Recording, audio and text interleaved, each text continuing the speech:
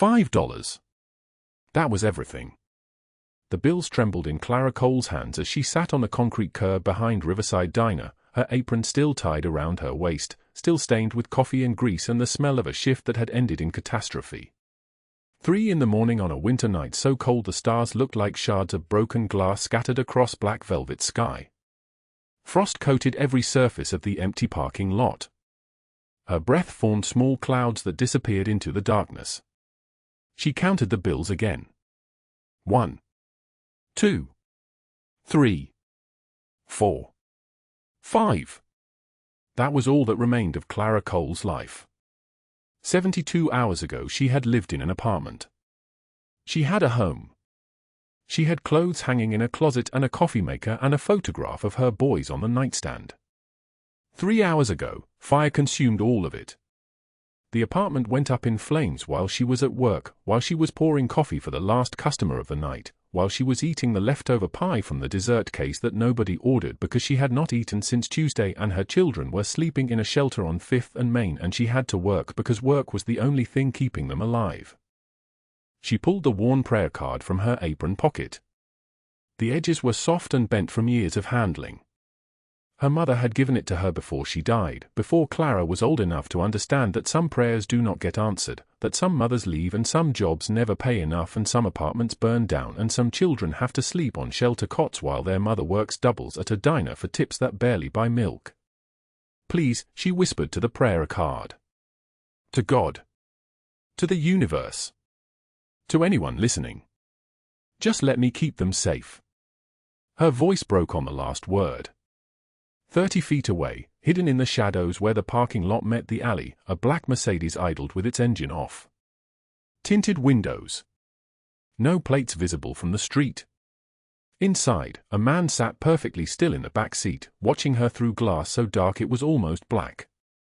Lucian Vitoli was 6 feet and 2 inches tall, built like someone who had spent decades understanding that power required a body that could enforce it. His suit cost more than Clara Cole earned in 3 months. The fabric was charcoal grey silk, tailored in Rome by a man whose name appeared in no phone book. His shirt was white and open at the collar, revealing a chest marked by a scar that ran from his collarbone down toward his ribs like a map of violence survived. His hair was dark, swept back from his forehead, silvered at the temples though he was only 47. His eyes were storm grey and penetrating, the kind of eyes that had seen men beg for mercy and had decided mercy was not in his nature. But right now those eyes were watching a woman count $5 on a parking lot curb and something in his chest shifted.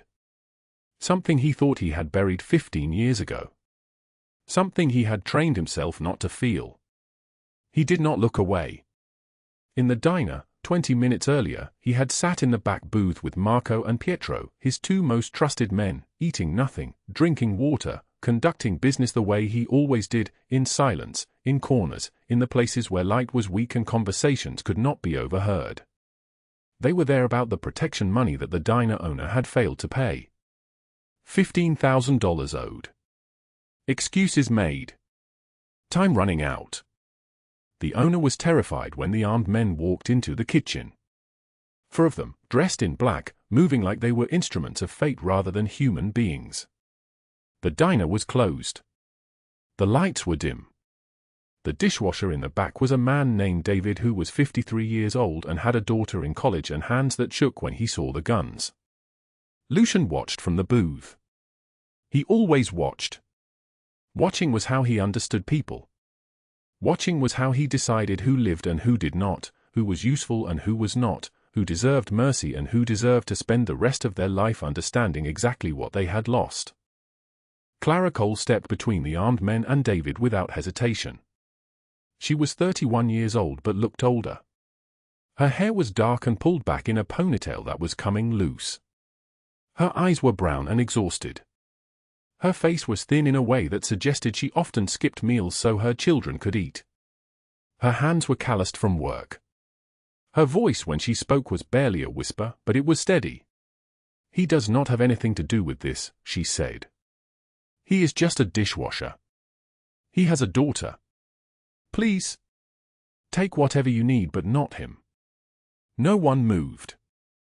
No one had ever stood between the guns and the innocent. Not in Lucian's 15 years running this empire. People ran. People hid. People begged. But no one stood between. One of the men looked back toward the booth where Lucian sat in shadow. Waiting for a signal. Waiting for permission to remove this small obstacle. Lucian did not give it. Instead, he rose from the booth. His movement was not hurried. Each step was controlled, deliberate, the way a predator moves when the prey is already caught. He walked past the armed men. He walked past Clara Cole. He stopped next to David and placed a single hand on the dishwasher's shoulder. "Go home to your daughter," he said. His voice was deep and solid like an oath. "Tell her you were protected tonight. Tell her that there are still people in this world who know the difference between a man and a tool." David went. His footsteps were uneven, panicked, the sound of someone who had just been given a second life and did not believe it was real. Lucian turned back to Clara Cole. She was still standing between where the guns had been and where David had gone. Still shaking. Still protecting someone even though the threat was finished. "What is your name?" Lucian asked. "Clara," she said. "Clara Cole.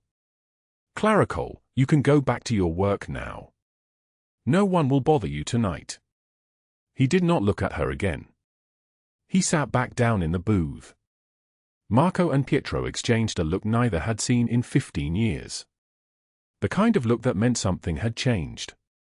The kind of look that meant their boss had just done something unprecedented. The diner owner was released with a warning. The armed men withdrew. By 4 in the morning, the kitchen was being cleaned like nothing had happened. But Lucian had not forgotten. He had sent Marco to follow her when she left. To watch her. To understand her. And now, 3 hours after the fire, 2 hours after Clara learned that everything she owned was ash, 1 hour after she had picked up her boys from the shelter and taken them back because she had to work the night shift at Riverside Diner, Marco had reported back. The apartment complex on 78th Street. Total loss. Faulty wiring in the walls. 3 families displaced. Clara Cole's children asleep on cots at the Harbor Light Mission. Clara Cole sitting on a parking lot curb at 3 in the morning with $5 in her hands. $5 to keep 2 children alive. Lucian watched her count them again. Watched her tuck the prayer card back into her apron pocket. Watched her put her face in her hands for just 10 seconds before pulling herself together, straightening her apron, standing up to walk back inside the diner for the final hours of her shift. He had built an empire on the principle that weakness was a liability. Weakness meant you died. Weakness meant your enemies consumed you. Weakness was a disease that needed to be cut out before it spread. But watching Clara Cole stand up on shaking legs after losing everything, after having $5 and 2 children sleeping in a shelter and a job that would end when dawn came, Lucian felt something he had not felt in 15 years. He felt the echo of his own childhood. The echo of his father shot dead in the street when Lucian was 9 years old. The echo of standing at a funeral with no one to protect him. The echo of learning that the world did not care about invisible people, that nobody mattered until you became powerful enough to make them care. "Drive," he said to his driver. The Mercedes pulled out of the shadows. But Lucian did not tell Marco and Pietro that he had been sitting in the parking lot for 53 minutes watching a woman count her last $5. He did not tell them that something in his chest had torn open. He did not tell them that for the first time since his father's death, he wanted to protect someone who had nothing and nobody and still found the courage to stand between a gun and an innocent man. The night was not finished. And Clara Cole had no idea that her life was about to shatter into 1,000 pieces before it was put back together in ways she could never have imagined. 3 blocks away, at an address on Willow Street, a man named Anthony Marchetti was counting money in his office above a hotel he did not own. The hotel belonged to Margaret Harrington, a woman 58 years old with a face that had been pulled tight by surgeons and a heart that had never learned kindness. She sat on the leather sofa with her legs crossed, watching Anthony count the tips he had stolen from Clara Cole's pocket for 3 months straight. $1,200. $300 a week.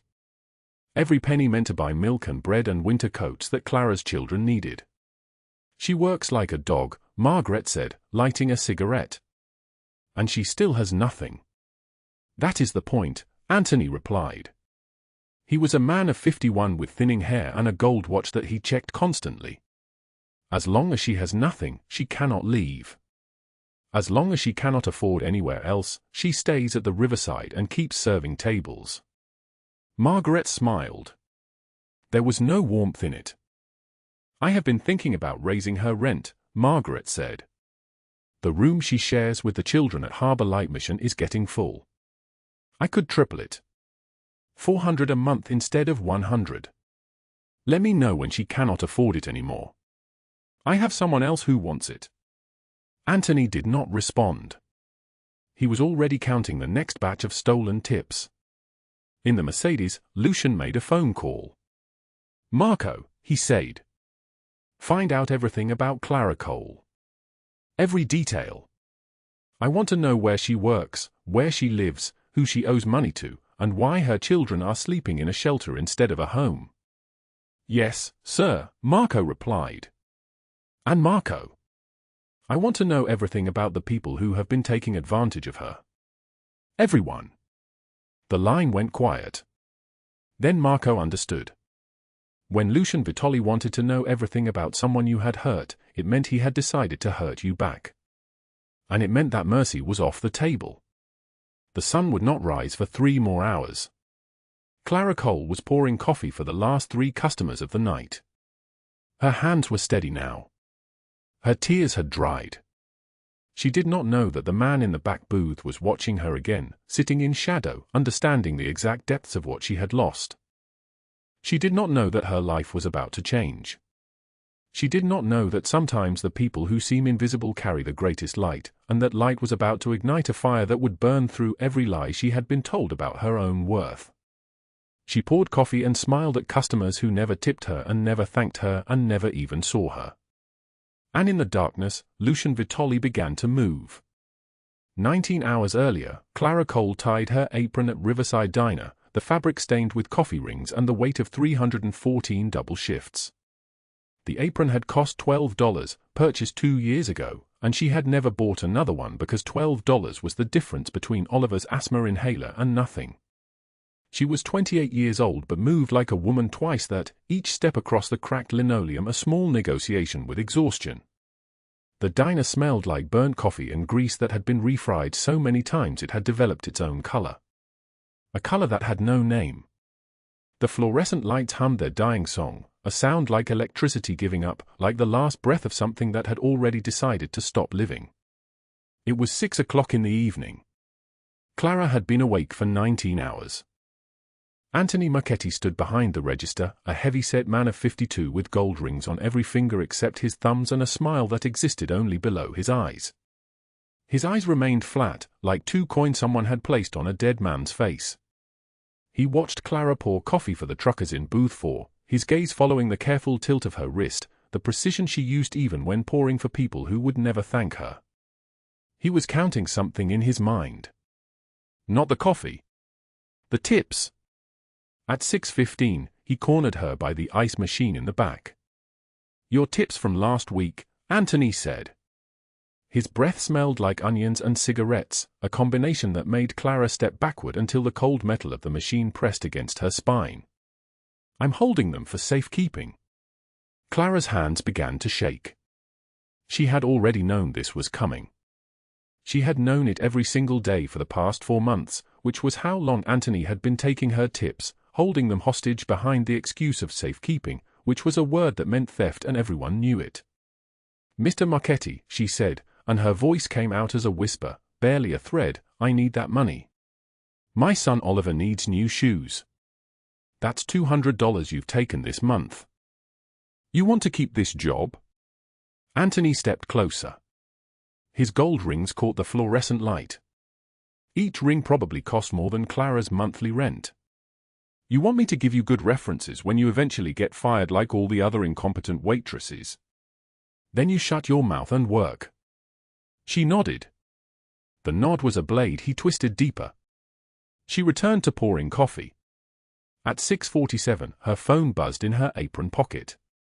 A text from her neighbor, Mrs. Chen, who watched Oliver and his sister Emma while Clara worked. The message contained 5 words that made Clara's chest collapse inward. Oliver had a fever. 102.3 degrees. He was asking for her. Clara's thumb hovered over the screen. She could leave. She could walk out right now, untie her apron, and drive to her son. But Anthony would fire her. And if Anthony fired her, she would lose the $54 she would make tonight. $54 that needed to stretch across 6 days because her next paycheck did not arrive until Thursday, and Thursday was $2 beyond forever. She typed a response. Tell him Mommy is working. Tell him I love him. Give him the children's aspirin from the cabinet. She set the phone on the counter. She did not look at it again. The evening crowd arrived. The diner filled with people in work clothes and people in expensive jackets, all of them existing in the same fluorescent-lit space but in completely different universes. Through the kitchen window, Clara could see across the street to Vitoli's, an Italian restaurant with candlelit tables and a wine list that probably cost more than her car. She had never been inside. People like her did not go to restaurants like that. People like her poured coffee in diners that smelled like surrender. At 8 o'clock, Margaret Harrington entered Riverside Diner like a queen entering a kingdom she had already decided to burn. She was 56 years old and moved through space as if the air itself owed her an apology for existing in her way. Her dress was the color of a winter sky, and it clung to her like a threat. Around her neck hung a diamond necklace that probably cost more than Clara's annual salary. Everything about Margaret Harrington announced that she had never once worried about money, never counted the change in her purse, never stood at a grocery store checkout calculating whether she could afford milk or eggs but not both.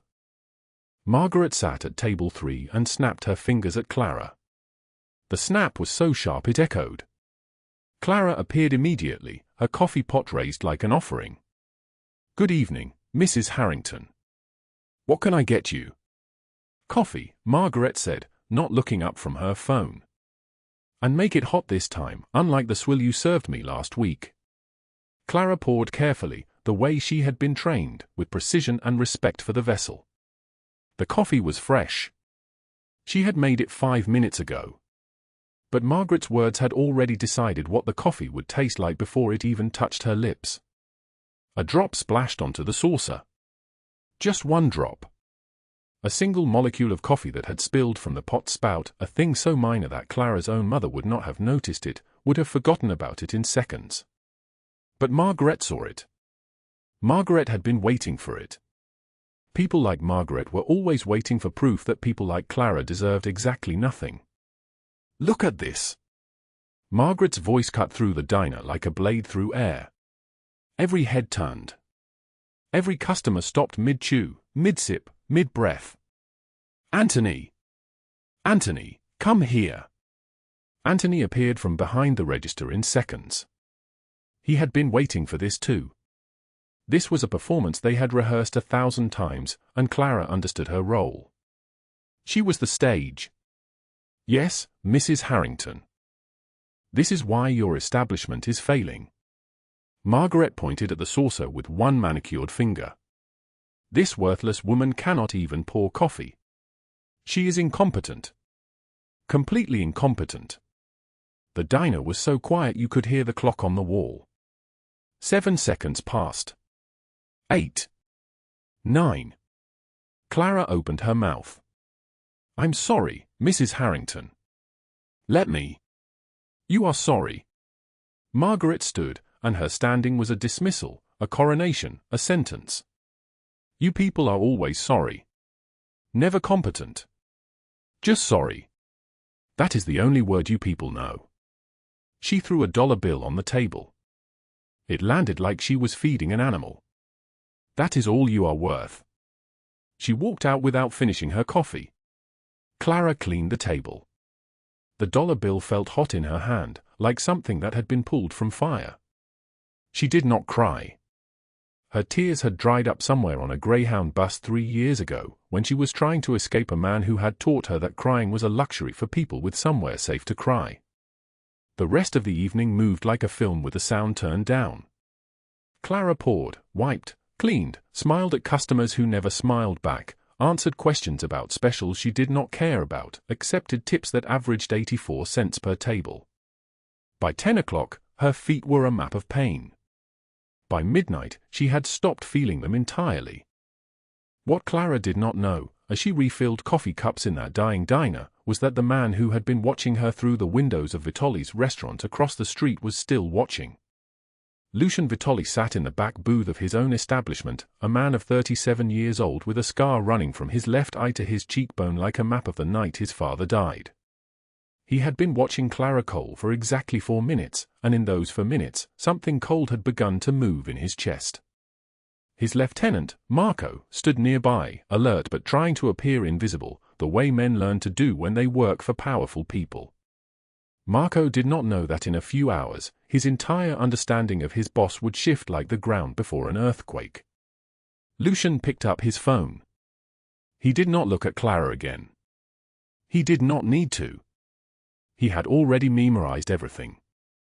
"Marco," he said. His voice was deep and solid like an oath. "Find out everything about Clara Cole. Every detail. Where she works, where she lives, who she owes money to, and why her children are sleeping in a shelter instead of a home." "Yes, sir," Marco replied immediately. "And Marco, I want to know everything about the people who have been taking advantage of her. Everyone." The line went quiet. Then Marco understood. When Lucian Vitoli wanted to know everything about someone you had hurt, it meant mercy was off the table. The apartment building burned like a pyre at midnight, flames consuming the third-floor units in orange and black, smoke billowing into the November sky like the breath of something dying. Clara Cole was counting the register at the Riverside Diner when her phone rang at 9:27 in the evening, her neighbor's voice screaming through the speaker that there was fire, smoke pouring from the windows, the building was evacuating. She dropped the cash box. The bills scattered across the checkered floor. She did not stop to gather them. She ran 6 blocks through the freezing Los Angeles night with nothing but her apron and the prayer card her mother had given her 40 years before, stuffed in her pocket, asking for protection she had never quite received. The building was already swallowing itself when she arrived. Fire trucks lined the street, their red lights strobing across the faces of neighbors in borrowed blankets, watching their lives turn to ash. Firefighters held her back behind yellow tape, but Clara broke through and sprinted toward the burning doorframe. The heat hit her like a wall. She could feel her eyebrows singeing as she reached the apartment, found the photograph on the wall, her children with their father, taken 7 years ago before the cancer took him, and grabbed it before a firefighter pulled her back, his gloved hands firm on her shoulders, dragging her away from the inferno. She collapsed on the cold sidewalk in her stained apron, clutching the photograph to her chest, watching everything burn. The small apartment that had taken her 8 years to save enough to rent. The children's clothes in the dresser. The second-hand books she had bought them one at a time. The mattresses. The dishes. All of it, consuming like a curse that could not be erased. Her neighbor brought Oliver and Emma 20 minutes later, both wrapped in borrowed coats, both coughing from the smoke they had inhaled escaping the building. Emma was 4 years old. She was holding a stuffed rabbit that had survived the fire because it had been in her backpack at school. Oliver was 6, old enough to understand that something had been taken from them. He did not speak. He just stood there, trembling, watching the flames. The Red Cross shelter was full. They directed her to a temporary overflow location, a church basement with cots and thin blankets where families slept on the concrete floor. Clara sat there at 10 o'clock at night, her children asleep on either side of her, the photograph still clutched in her hand, and she made a decision that another person might not have made. She returned to the Riverside Diner at 11 o'clock because Anthony Marchetti had threatened to fire her if she missed her shift, and she could not afford to lose even the $70 a night he sometimes paid her when he felt generous enough to split the tips. Her uniform still smelled like smoke. Ash clung to her face and hair. The other waitress, Diane, stared at her with something like horror. "Clara, you can't work tonight. You just lost everything." But Clara tied her apron back on, smoothed her hair, and told herself that people did not come to the Riverside Diner for sympathy. They came for coffee and eggs and the illusion that the world was still spinning the same way it always had. The late-night customers asked no questions. They wanted their food. They wanted their coffee refilled. They left no tips. At midnight, the bell above the door chimed. 4 men entered, moving with the coordinated purpose of people who had done this many times before. Leather jackets over muscle. Gang insignia visible on their necks. They moved directly toward the kitchen with the confidence of men who owned the space. The youngest dishwasher, Diego, barely 17, dropped a plate. The sound of ceramic breaking against the tile seemed to echo forever. One of the men grabbed Diego by the collar. "Your boss owes protection money. 3 months late. You're going to give him a message." The leader pulled a gun from his waist, casual, the way another man might pull out a wallet. Clara did not think. This was the moment that would eventually draw Lucian Vitoli's attention from across the street, though she would not know it for another few minutes. This was the moment that would change everything. She stepped between the gun and Diego's terrified face, her voice steady despite her hands trembling like candles in the wind. "He's just a kid. He has nothing to do with this. Take it up with the owner, not him." The men stared at this woman in a stained apron, her face still smudged with ash from her burning apartment, standing between them and their target. The leader smiled without warmth. "You got a death wish, lady." "I've got nothing left to lose tonight," Clara said. "So do what you're going to do, but do it to me, not to him." Silence. The kind of silence where you can hear the grease sizzling in the kitchen, the hum of the refrigerator, the breath moving in and out of Diego's lungs like he was drowning in air. The men exchanged a look. The leader raised the gun slightly, aiming it at her chest. Then a voice cut through the darkness like a blade. "Leave." One word. That was all it took. The man who stood from the back booth was tall, muscular, wearing a black suit that cost more than Clara had earned in 6 months. His face was sharp and angular, Korean features carved like stone, and a scar ran from his left eye down to his cheekbone like a map of violence survived. His eyes were dark as a winter night without stars. When he moved, his men moved, stepping from the shadows where they had been sitting unnoticed the entire time. The armed men recognized him instantly. Their posture changed. Their weapons lowered.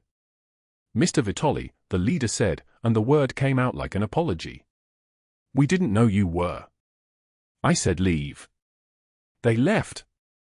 They did not run, but they moved quickly, and the diner was silent again except for Diego's breathing, which had become almost frantic, and Clara's own breath, which she was just beginning to remember how to do. The man in the suit studied Clara for a long moment. His lieutenants, Marco, who had a face like granite, and Pietro, who was older and moved with the ease of someone who had survived many violent things, stood slightly behind him, watching their boss with expressions that suggested shock was not a common emotion in their lives. "You stepped in front of guns tonight," Lucian Vitoli said. His voice was deep and solid like an oath. "They were going to hurt a child. That was reckless." "Yes." He did not ask her name. He did not ask what had happened to her, though the ash on her face and the smell of smoke on her clothes told part of the story. He simply gestured to the back door. "Marco. Take her somewhere warm. Feed her." He looked at Clara. "You're done here. I need to finish my shift." But even as she said it, her legs felt like they might betray her, might collapse, might fold beneath her like a puppet with its strings cut. "Your shift is over." Anthony Marchetti emerged from the office, his face already red, already angry about something, and then he saw Lucian Vitoli, and the anger drained from him like water from a broken cup. He became very still. "Mr. Vitoli. I didn't know you were. How much do you owe her?" Lucian's gaze never left Clara's face. Silence. "How much have you stolen from her tips?" Anthony's jaw clenched. "I don't know what." Marco stepped forward, and that was enough. The promise in that single step made words tumble out of Antony's mouth. Maybe 800, over a few months, but she agreed. She said she was okay with. She agreed to have her earnings stolen. It was for safekeeping, she. Tomorrow, Lucian said. Every dollar. Or we have a different conversation. His voice had become soft, which made it somehow more terrifying. Do you understand? Yes. Yes, of course.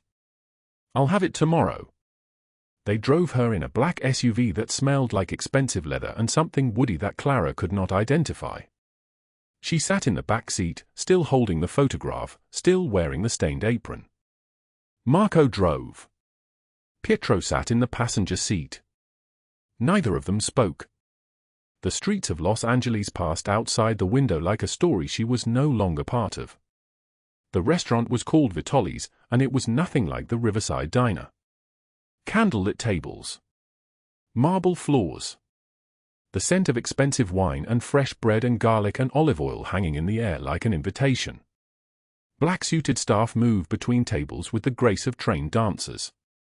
Patrons in fine clothes looked up as they entered, and Clara felt their eyes on her, this woman in a stained apron, ash still clinging to her skin, walking through their carefully maintained world.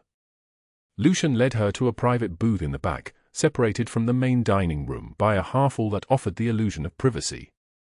He gestured for her to sit. She sat a day. Her legs seemed relieved to stop holding her up. Pietro brought food. Pasta with fresh basil and beautiful sauce. Warm bread that steamed when it was placed in front of her. Soup that smelled like it had been made with intention. Clara had not eaten in 16 hours. She tried to maintain dignity. She tried to eat like a person who was used to being around other people who had money. But her hand shook, and she knew he saw it. Lucian sat across from her. He did not eat. He simply watched, and behind him, Marco and Pietro exchanged a glance that spoke volumes about how unusual this moment was. Pietro leaned toward Marco and whispered something, but not quietly enough. In 15 years I've never seen him like this. The photograph, Lucian said. Who are they? Clara's hand stilled on her fork. She looked down at the picture, creased from being held too tightly. My children. Oliver is 6.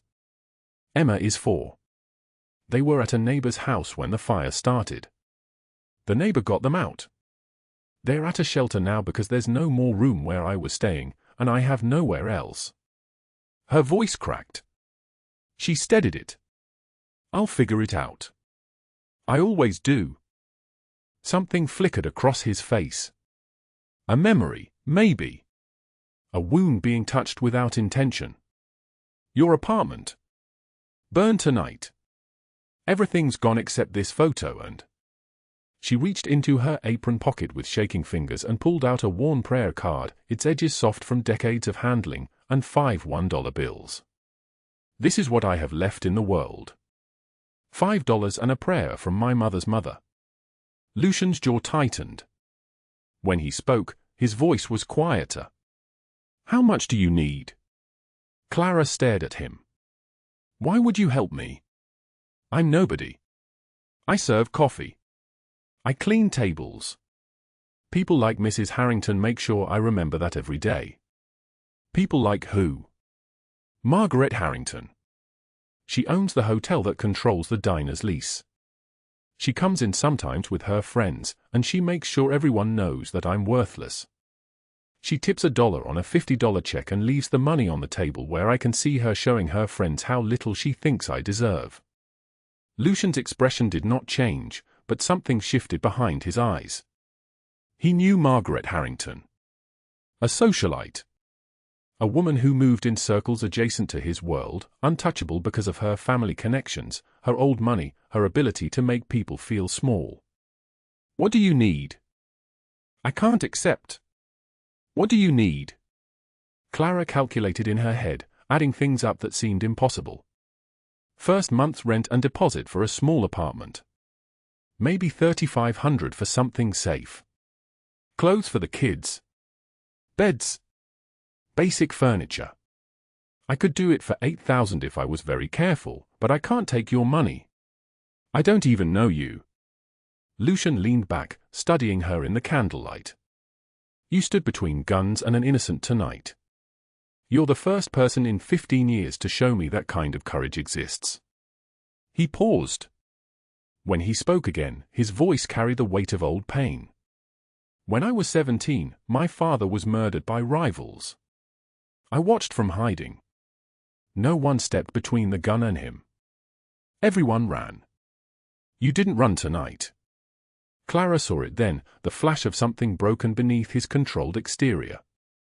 I'm sorry. Don't be sorry. Tell me what you need. The back door of the restaurant burst open. Anthony Marchetti stumbled in, drunk and furious and stupid enough to think that consequences did not apply to him. His eyes found Clara, and his face twisted. You think you can go behind my back to him? You think you can? Marco moved to intercept him, but Lucian raised one hand. Marco stopped. Anthony approached the booth, his movements aggressive, his words slurring. She's a liar, Mr. Vitoli. She's lazy, always making excuses, always complaining about. Lucian stood. He did not shout. He did not move aggressively. He simply stood, and his presence seemed to fill the entire restaurant, swallowing sound and light and the possibility of anything other than complete compliance. How much did you steal from her? I didn't steal anything. She owes me for all the shifts I've. How much? Anthony's face went white.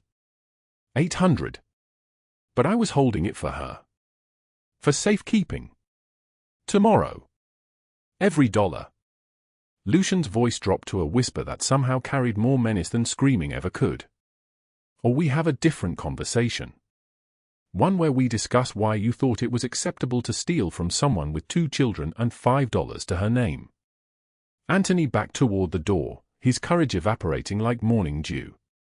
He looked at Clara one more time, and she saw pure hatred there, the kind that comes from a man who has just realized he has no power at all. After he left, Clara whispered, "He'll fire me." "You're not going back there," Lucian said. He remained standing, but he pulled a business card from his jacket and slid it across the table. His handwriting was precise, elegant. My restaurant needs someone to manage private dining. You'll handle reservations, staff, special requests, menu consultations. Salary, $55,000 a year. Start Monday. Clara stared at the card. The number written on it. 55,000. That's more than double what I make. Why would you? Because you have the one thing I cannot buy. He sat back down, and when he looked at her, his dark eyes held something that looked almost like tenderness. Courage that comes from having something worth protecting. The diner's fluorescent lights flickered across the street, visible through the restaurant's windows. Somewhere in that building, Anthony Marchetti was making a phone call to Margaret Harrington, and together, with the kind of coordination that comes from people accustomed to cooperation, they were discussing how to take from Clara everything she had just been given, or something far worse. Word count, 1,998. The apartment smelled like fear and winter cold. Clara Cole sat on the second-hand couch her neighbor had given her 3 days ago, the threatening note trembling in her hands like a leaf caught in wind. $300,000 in 7 days. The words blurred as her eyes filled with tears she could not afford to cry. Outside, Los Angeles stretched beneath diamond-sharp stars, indifferent to the woman who had everything taken from her twice now. First the fire. Now this. Oliver and Emma slept in the bedroom down the hall, their small bodies finally warm under blankets that still smelled like department store plastic. She had kept them safe for 1 week. Just 1 week. The note had no signature. It did not need one. She knew exactly who sent it. Anthony Marchetti, the man who had stolen from her for 8 months while she counted tips in a diner that smelled like burnt grease and broken dreams. Anthony, who still worked there. Anthony, who had everything to lose now that Lucian Vitoli had walked into his life like judgment itself. She pulled the worn prayer card from her pocket, the one her mother had pressed into her palm before the cancer took her. The edges were soft from 5 years of handling, from nights when Clara held it like it was the only solid thing left in the world. Her mother's handwriting curved across the back in faded blue ink. When you have nothing left, you still have light inside you. Clara closed her eyes. She thought about running, taking the children and vanishing into some city where Anthony could not find them, where Margaret Harrington's connections could not reach. But where? With what money? She had $412 in the bank. No family. No resources. The prayer card grew damp in her grip. The sound came soft, a knock so careful it might have been her imagination. She moved to the door, every muscle tight, and looked through the peephole. Lucian Vitoli stood in the hallway with Marco and Pietro flanking him like living shadows. She opened the door. He wore a charcoal coat that cost more than her annual salary from the diner, his dark eyes taking in her face in a single measured sweep. Behind him, the hallway seemed to shrink. His men remained utterly still, their shoulders broad enough to block the light from the stairwell. They came at 8:15, Clara said. Her voice sounded like something breaking. My neighbor called the police. They left before the officers arrived. Just the note and... She could not finish. Lucian stepped inside without waiting for an invitation. His shoes were expensive Italian leather, polished to a mirror shine despite the Los Angeles winter. He read the note in silence. The muscles in his jaw tightened, a single pulse of something dark moving beneath his skin like a predator beneath water. Show me the children, he said. She led him down the narrow hallway. Oliver slept with his mouth open, his small hand curled around a stuffed dinosaur. Emma lay on her side, her breathing soft and even, her 7-year-old face finally peaceful. They had learned not to sleep deeply. Clara had watched them wake at every sound for 3 days. When Lucian looked at them, something shifted in his expression, a crack in the ice, so brief she almost missed it. His hand reached out, hovering above Oliver's head, then withdrew. He turned and walked back to the living room without speaking. Marco and Pietro remained by the door like monuments. How much do you have? Lucian asked. $412. And $5 in my wallet. That's... She swallowed. That's all of it. The job I offered you. You start Monday. Yes. $55,000 a year. But that's 11 weeks of salary. You understand that? She nodded, the nod barely visible. Lucian sat on the edge of the couch, and something in his face became utterly still. Not peaceful. Not calm. The kind of stillness that comes before violence. Anthony Marchetti sent this, he said. Not a question. Margaret told him to. She was angry that I stood up to her. At the diner. In front of customers. What did you say to her? I asked her not to humiliate me anymore. I asked her to let me work without. Clara's throat closed. She said I was nothing. A woman too broken to be anything else. Lucian's silence stretched like a pulled rope about to snap. When he finally spoke, his voice was so quiet it felt like a threat delivered in a whisper. You are not nothing, Clara. You are the only person in this city brave enough to protect someone else when you were starving. That makes you everything. He stood. Saturday night, you will go to work. Sunday morning, you will take the children to the park. You will live your life as if this note never arrived. Do you understand? What are you going to do? Teach a man the cost of threatening children. He walked toward the door, his men parting like a curtain. At the threshold, he turned back. Lock the door. Do not open it for anyone except your neighbor. Marco will be in the apartment across the hall. He will not sleep. Then they were gone, leaving only the faint scent of expensive cologne and winter wind. Saturday night pressed down on Los Angeles like a lid on a coffin. The city's underbelly stirred in neon-lit bars and back rooms where men with expensive suits made decisions that would echo through the lives of people they had never met and never would. Anthony Marchetti sat in a booth at the Velvet Room downtown, bourbon in his hand, his tie loosened, his confidence returned now that he had done what Margaret asked. She wanted Clara frightened. Now Clara would be frightened. Now Clara would leave, and Margaret would hire someone obedient, and everything would return to normal. He raised the glass to his lips. The bar's front door opened. 8 men entered, moving with the synchronized precision of people who had done this before. They wore dark suits and wore them like armor. Marco led them, his scarred face expressionless. They moved toward Anthony's booth with the inevitability of tide. Anthony's hand shook. The bourbon slopped onto the table. "Gentlemen, I think there's been a misunderstanding. Mr. Vitoli would like a conversation," Marco said. They took him to a warehouse south of downtown where train tracks ran like scars through broken concrete. The building was empty except for cold air and shadows and Lucian Vitoli waiting in the center like a general surveying a conquered field. The fear came then, the kind that hollows everything out and leaves only animal instinct. Anthony fell to his knees on the concrete floor. His voice came out in gasps, barely human. "Mr. Vitoli, please, I didn't mean anything. It was just to scare her. I wasn't actually going to. $300,000 in 7 days or your children disappear." Lucian's voice remained steady, conversational almost. "You wrote those words. You sealed them in an envelope.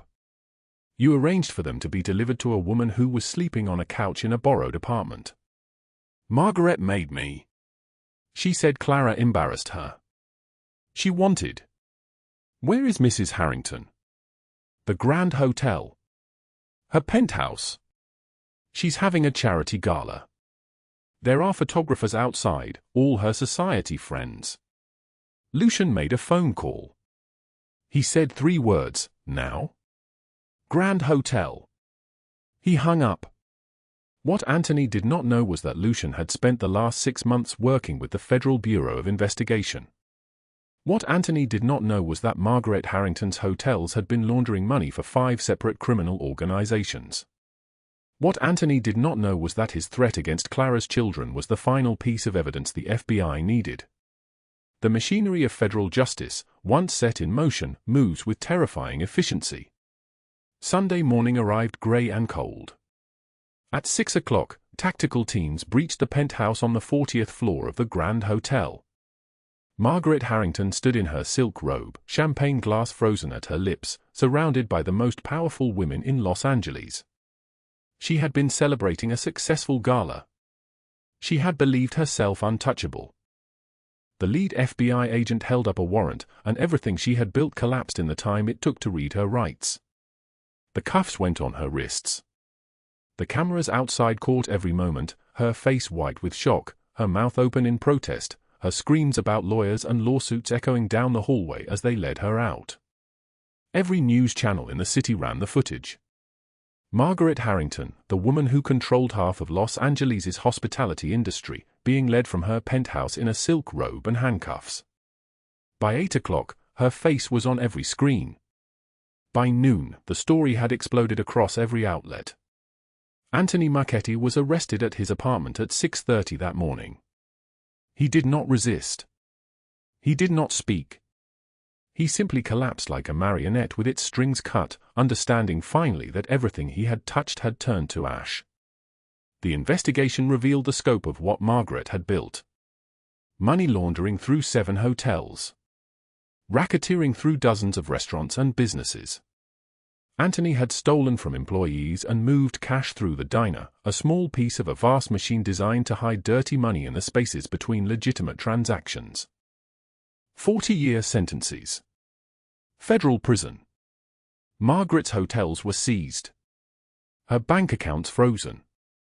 Every connection she had cultivated, every social position she had fought to maintain, all of it obliterated in a single dawn. The news played on the television in Clara's apartment while she made breakfast for the children. Oliver and Emma sat at the small table, eating cereal, when Margaret's mugshot appeared on screen. Clara watched the woman who had called her worthless being led away in orange scrubs, her hair uncombed, her face ravaged by the sudden understanding that the world did not bend to her will after all. She felt no satisfaction. Only exhaustion. Only the strange hollow peace that comes when a burden you have carried finally drops from your shoulders. Her phone rang. Lucian's name appeared on the screen. "It's finished," he said. "They will never touch you again." "How did you?"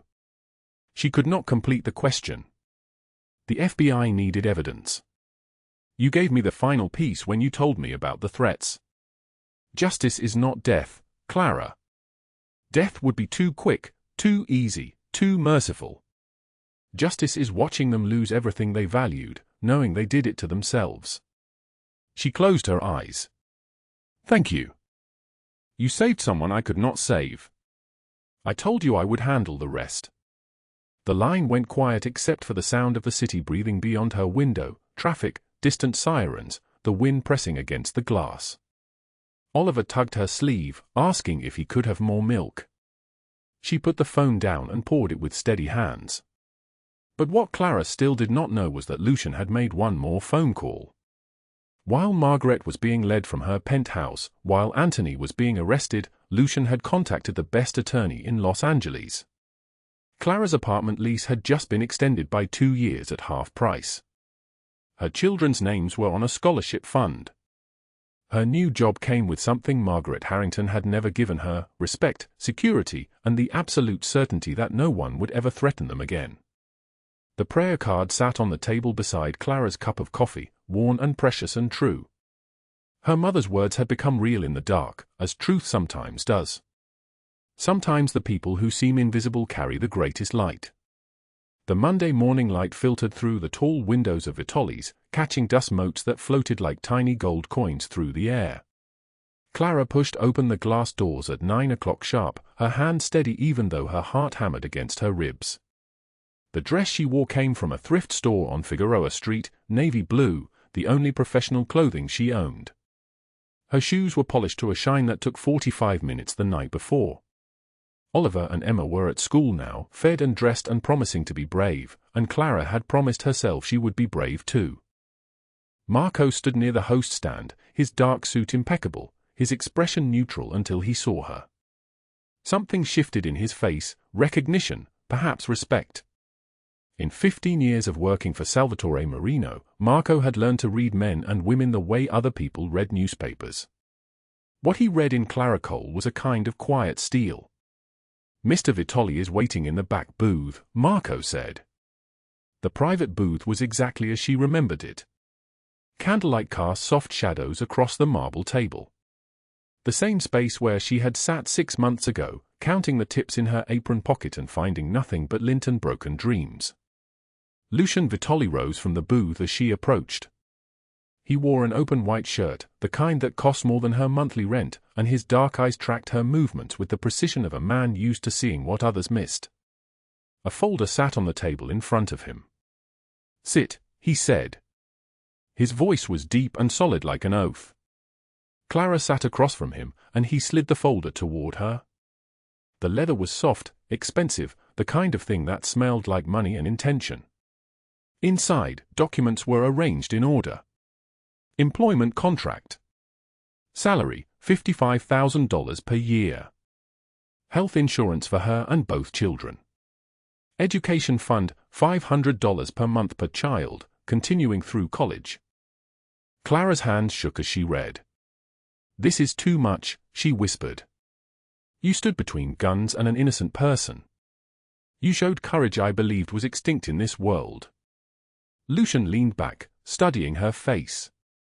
"That is worth everything. Why are you really doing this?" Clara looked up from the papers. "It's not just about that night." The silence stretched between them like a held breath. Outside, the city moved forward. Traffic hummed. A siren wailed 3 blocks away, then faded into distance.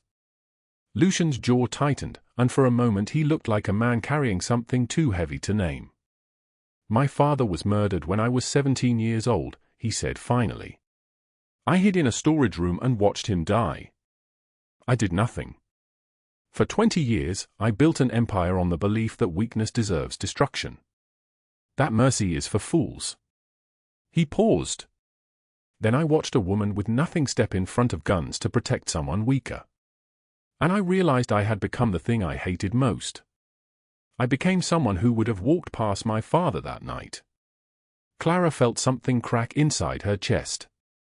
You reminded me that strength is not the absence of fear, Lucian continued. His voice did not break, but it came close. Strength is acting despite the fear. You saved me from becoming a monster, Clara. You reminded me that light still exists. She reached across the table. Her hand covered his, and the gesture was so simple, so human, that Marco, standing discreetly near the kitchen, had to look away. You saved my children, Clara said. You gave us a life. We are even. No. Lucian's eyes met hers. You saved me on the worst night of your life. I saved you on mine. That is not even. That is bound. The restaurant began to wake around them. Staff arrived through the kitchen doors, carrying linens and glasses. Tables were set. The smell of coffee and fresh bread filled the air. Lucian stood, and Clara rose with him. Marco will train you this week, he said. You start officially next Monday as private dining manager. The apartment is yours, the lease is paid for the full year. The education fund is in trust with a lawyer. No one can touch it. You and your children are safe now. Tears came then, the kind Clara thought she had used up, but apparently the body keeps reserves for moments like this. She did not try to hide them.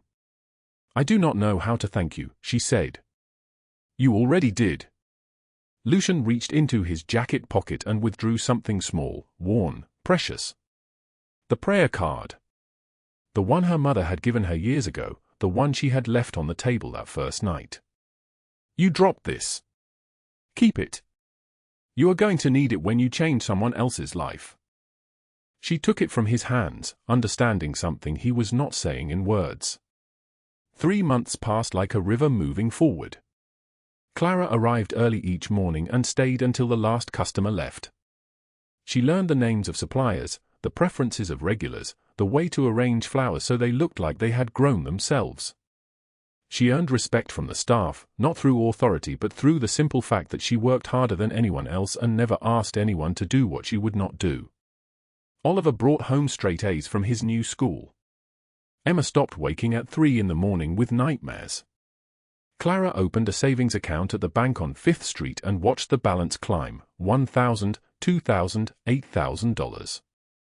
Money she had earned with her own hands. Money that was hers. 6 months into her new life, she found herself standing in front of the shelter where they had been turned away that frozen night. The same shelter. The same doors.